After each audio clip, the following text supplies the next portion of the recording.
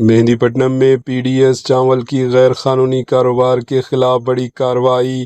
تلنگانہ کے دارالحکومت شہر حیدرآباد کے مہندی پٹنم علاقے میں گورنمنٹ کے پی ڈی ایس چاول کی غیر قانونی خرید و فروخت اور ذخائر اندازی کے خلاف محکمہ سول سپلائز نے بڑی کارروائی کی۔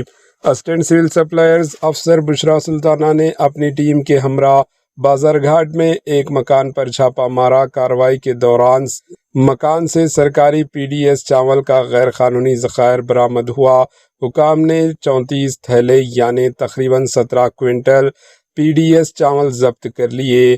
اس کے علاوہ چاول تولنے والی مشین بھی قبضے میں لے لی گئی۔ حکام کے مطابق موقع پر موجود شخص کی شناخت شیخ سمیع ساکن بازار گھاٹ کے طور پر ہوئی۔ اس پر مبینہ طور پر پی ڈی ایس چاول کی غیر قانونی کاروبار میں ملوث ہونے کا الزام ہے۔ اس معاملے میں A6 کیس کے ساتھ فوجداری کیس بھی درج کیا گیا۔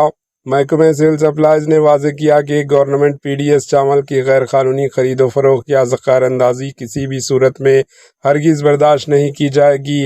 حکام نے مہندی پٹنم لمٹ کے آصف نگر، گولکنڈہ اور ٹولی چوکی سمیت دیگر علاقوں کی عوام سے اپیل کی ہے کہ اگر کہیں غیر قانونی گودام یا پی ڈی ایس چاول کا غیر قانونی کاروبار نظر آئے تو فوری طور پر متعلقہ حکام کو اطلاع دیں۔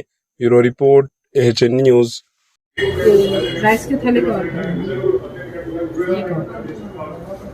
ادھر آ کے کرو۔